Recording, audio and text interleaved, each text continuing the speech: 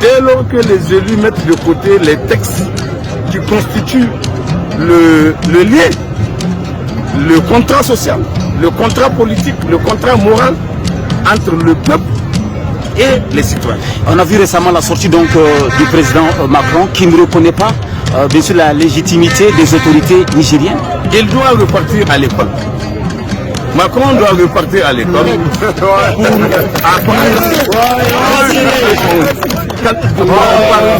lorsqu'on parle de la légitimité.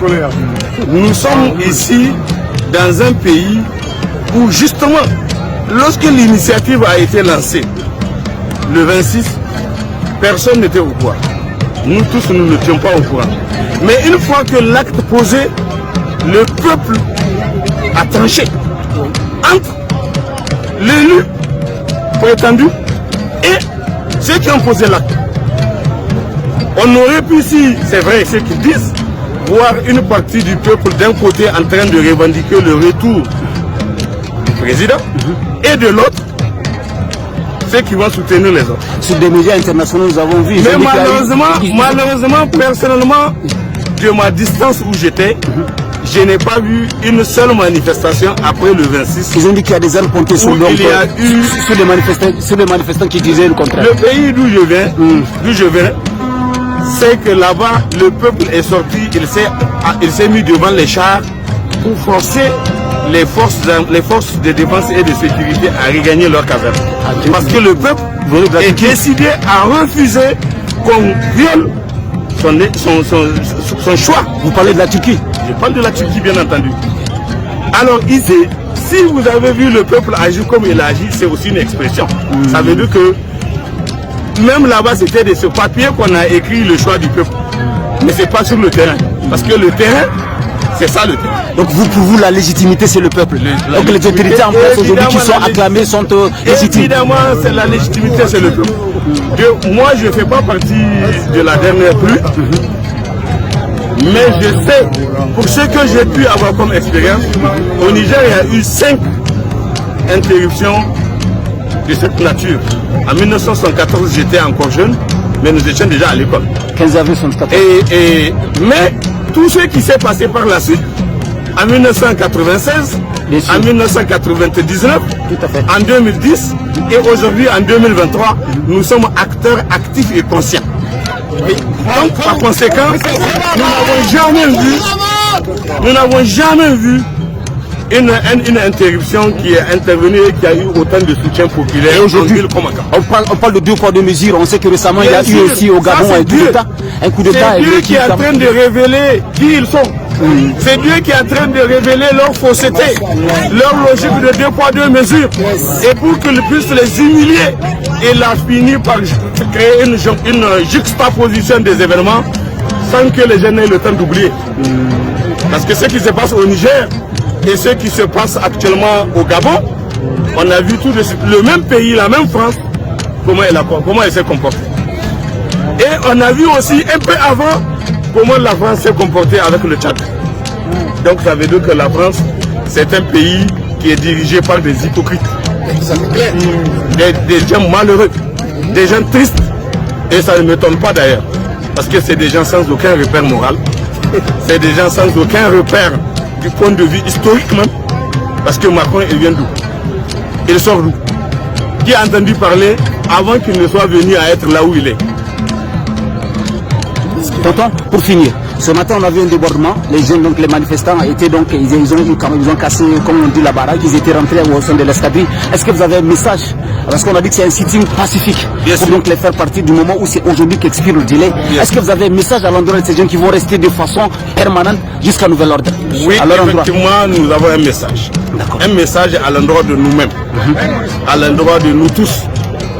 Ce que nous voulons faire ici, c'est un exercice de témoignage à la face du monde que, bien sûr, l'acte posé par les militaires qui ont demandé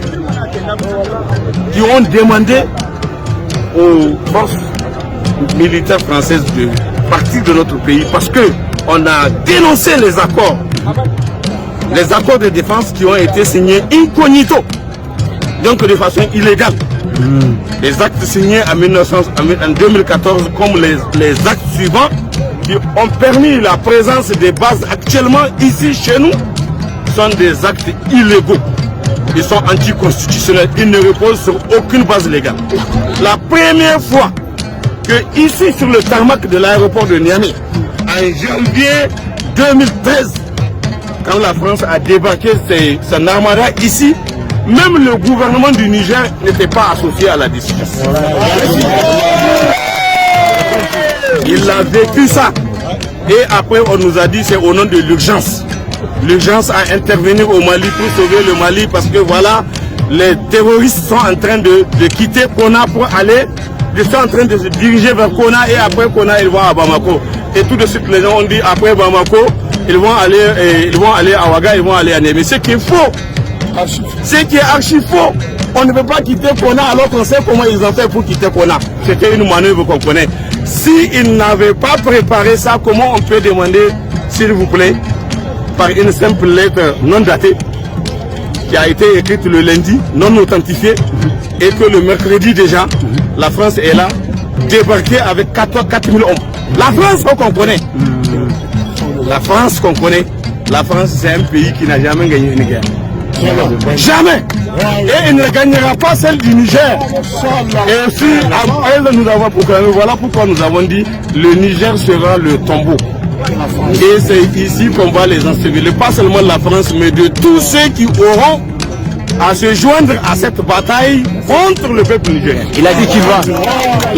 Il a dit récemment, le président français a dit récemment qu'il est derrière donc la CEDEAO pour toute intervention, bien sûr, pour donc restaurer le président déchu. Alors est-ce que vous avez un message à l'endroit des autorités aussi ou bien des présidents de cette institution, de la CEDEAO, du président Macron, parce que vous n'avez pas répondu à ma question. Pour les jeunes, on va finir avec ça. Les jeunes, comme nous autres, c'est ce que j'ai dit. Ils doivent rester pacifiques. C'est de considérer que nous sommes là en train de témoigner, j'ai dit, à la face du monde, notre volonté d'accompagner et d'affirmer de vive voix notre soutien à la décision que le CNSP a prise à notre demande. C'est bien nous qui avons demandé le départ des forces d'occupation dans notre pays. Avant même l'avènement du CNSP. Bien sûr. Et c'est ça qui était notre divorce principal avec le régime déchu. Tout à fait. Nous avons toujours dit qu'on ne peut pas accepter que on puisse déchoir notre peuple de sa souveraineté et considérer qu'on peut lui imposer la présence des forces d'occupation chez nous, qui font ce qu'elles veulent chez nous. Ça, c'est fini. D'accord. C'est fini. Maintenant, votre message à l'endroit des présidents. Le message que nous avons à l'endroit de la communauté internationale, la dite communauté internationale, monsieur Macron, et bien entendu tous ces sbires qui sont là au niveau de la CEDEAO, dont le fantoche, monsieur Ouattara, ensuite Macky Sall, et le monsieur qui nous fait pitié, Talon qui s'est talonné, Tiniboudan. Alors, donc qu'ils sachent que nous avons une conscience claire en ce qui nous concerne de l'illégalité des actes posés par la CEDEAO, qui ne respecte pas ces textes, de l'UEMOA qui ne respecte pas ces textes, et qui n'a jamais prévu la fermeture des frontières, qui n'a jamais prévu qu'on peut venir agresser un peuple. Au nom de quoi? Soit disant au nom de la démocratie. Est-ce que quelqu'un d'entre eux peut donner une leçon de démocratie au peuple nigérien? Il n'y en a pas parmi eux. Aucun. Ni Ouattara, ni Tinibou, ni comment il s'appelle, ni Macky Sall, le sale, et ni Talon, le talonné. Donc, aucun d'entre eux, encore moins Macron, la Macronie. La Macronie qui est là aujourd'hui abandonnée et lâchée par tous. Et il se retrouve comme surpris que justement personne ne peut être d'accord avec sa folie, parce qu'il s'agit d'une folie. Venir attaquer le Niger, c'est pas n'importe quel pays et c'est pas n'importe quel pays. Maintenant, je voudrais un dernier message, à l'endroit du président du CNSP, qui quand même a remis tout dans vos mains, qui quand même aussi voudrait que les forces vives de la nation décident du sort du Niger. Le président du CNSP, comme tous les membres du CNSP, et au-delà d'eux, l'ensemble des forces de défense et de sécurité, nous avons eu un rêve. et nous sommes en train de le constater se réaliser. C'est avoir une armée nation, armée du peuple, au sein du peuple, soutenue par le peuple, qui est avec le peuple et qui travaille avec les aspirations du peuple. Les aspirations du peuple nigérien, c'est les aspirations à la justice, les aspirations de la bonne gouvernance, les aspirations contre toute forme d'injustice, et c'est cela l'esprit de la lutte que nous menons. Nous l'avons dit ensemble dans la Constitution, que notre volonté c'est de bâtir une république une et indivisible, démocratique et sociale, et qui puisse fonder, travailler à bâtir un état de droit. À être un état de droit, cet état de droit doit garantir l'exercice de droits collectifs et individuels comme c'est le cas, garantir la liberté, garantir la justice, garantir l'égalité, garantir la dignité, garantir la sûreté et le bien-être comme valeur fondamentale de notre société, et d'autre part la bonne gouvernance et la transparence. La bonne gouvernance est un principe. Et est-ce qu'il y a eu bonne gouvernance dans ce pays? Non. Est-ce qu'on peut considérer que le régime de Chi assurait la bonne gouvernance? Est-ce qu'on peut considérer que ce régime de Chi assurait la justice? Est-ce qu'on peut considérer que le régime de Chi assurait la lutte contre l'impunité et la corruption? Alors donc, on ne peut pas nous donner une leçon de démocratie au Niger. Macron, comme tous qui pensent comme lui, ne peut pas nous donner une leçon de démocratie. Notre peuple, nous avons bel et bien dit que nous avons pris conscience de façon résolue.